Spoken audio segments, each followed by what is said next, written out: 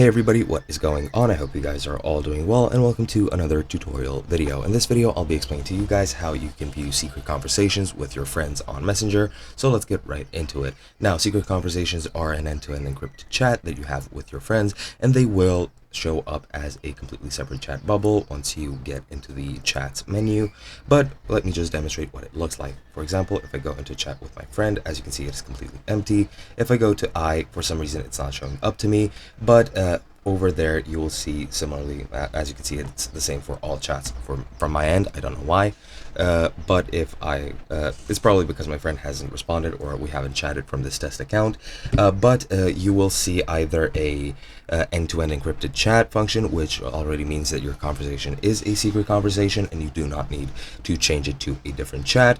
However, you might also see go to secret conversation as a button with sort of a lock icon in that menu that I just showed you. Let me just check it again.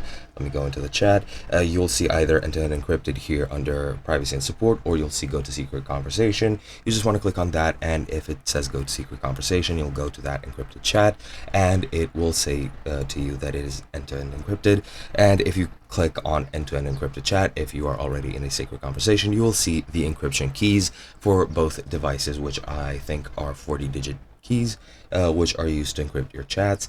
And that is pretty much how you can have a secret conversation with your friends.